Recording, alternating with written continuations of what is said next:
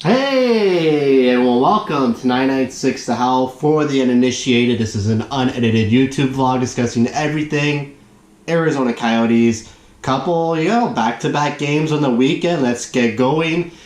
Pretty good game against the LA Kings. A bit of a, wishy-washy second period, but they come out with a 3-2 victory, bagging another 2 points. Coyotes have a commanding stamp, second place in the Pacific Division behind the Edmonton Oilers, who they played Sunday night, who they were trying to, close the gap, get to within a point, or maybe tie them for the lead at the top of the Pacific. And I don't know how Edmonton is number one in the division. I mean, they literally have two great, amazing players, and then that's pretty much it. And that was the Coyotes' MO for the game. Just put the puck into the opposing end and work their defensemen hard. That's how they won in Edmonton about a month ago on the road.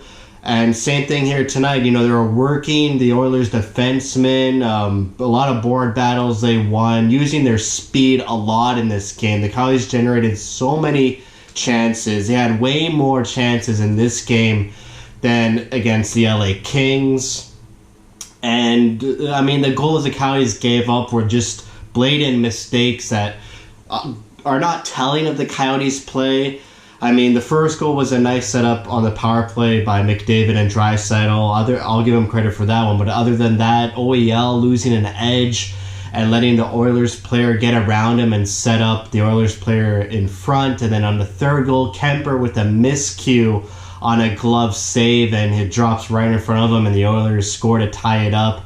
Yeah, obviously, I would have loved a regulation win against a division team that you're chasing, and the number one place team in the division you're chasing, obviously. But they go into overtime. It was just hilarious to see that overtime, and Dave Tippett double shifting McDavid and Draisaitl. For the last 15 minutes of this hockey game, it was just McDavid and Draisaitl as much as they can on the ice. And that's all the Oilers can do, is just double and triple shift these guys, and hopefully they'll do something. Coyotes did a pretty good job in the overtime. I'm not too fond of Kessel on the ice during overtime. I just feel like he's not the best defensively, as opposed to a guy like Hinostroza, Grabner, Soderberg. I feel like Kessel and Keller are they're poor defensively, they're great offensively. I would have just hoped pairing Kessel with someone else other than Schmaltz. Schmaltz pretty good two-way, but I would pair Kessel with more defensive guy, maybe Stepan, Grabner, or Richardson, and then just let Kessel go. But the overtime was pretty good, honestly. The Oilers kind of dominated the first 2 minutes, but nothing too dangerous. McDavid had that one chance, and then that's pretty much it. The shootout, Coyotes go back with the same threesome that won them games against Washington and St. Louis, and this game they all missed. So obviously Taka will switch it up next time. Nothing to complain about. All three of them scored in those games, so why not try them again? It's a shootout, you can't really get mad about a shootout loss. It's whatever. They lose a point, and they just got to get back at it. This has been a grueling month for the Coyotes, and the fact that they're picking up points everywhere, aside from those couple games against Minnesota, it's pretty good. Coyotes are managing this month well. They're getting through it. They're getting wins where they need to get wins. They're getting points. And they're keeping it rolling. They're playing a steady game.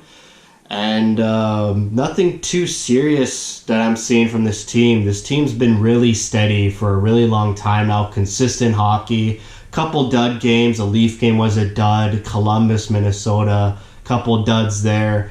But there's no glaring problems I see with this team. The power play is either going or coming, but they're scoring 5-on-5, so it doesn't really matter. I would hope the power play was better. Obviously, you could always get better, but it's there.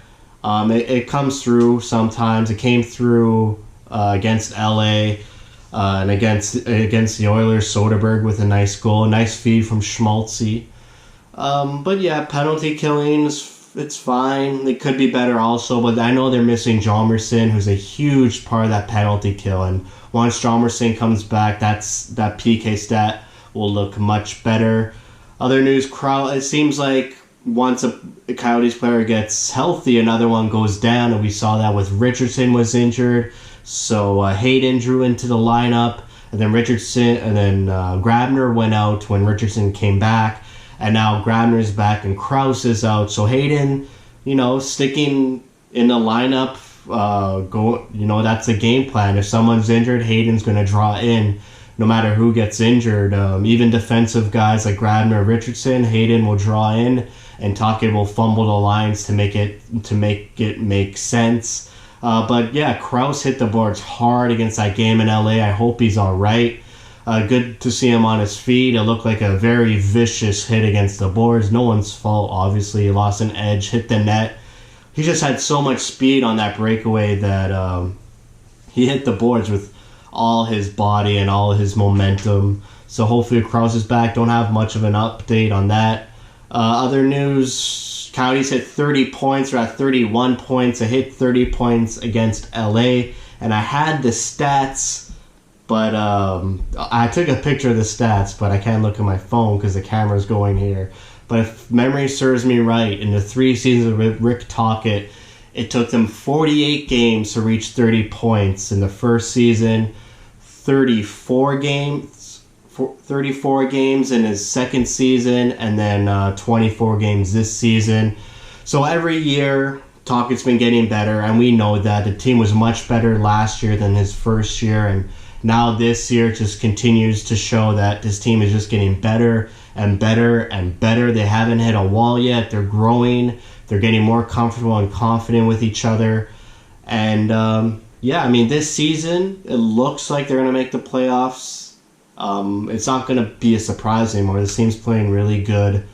It would be a massive drop if they lose a playoff spot. I mean, the Central's kind of weak, which no one really anticipated. The Predators are really bad.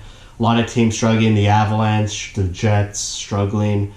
But I don't see Calgary or San Jose propelling themselves so much to overcome the Coyotes, and for the Coyotes to lose out on even a wild card spot. So I think the Coyotes, this year they'll probably squeak it. They'll make the playoffs. Whatever happens there is a gimme. But next season and the season after, Coyotes are just going to get so much better, and they're going to become such a dominant team. And it's great to see the progress and the improvement season by season by Rick Tocchet and these players. So they got Anaheim and then a back-to-back against Vegas and San Jose next. Keep it rolling. A lot of Pacific Division teams. Let's get these wins.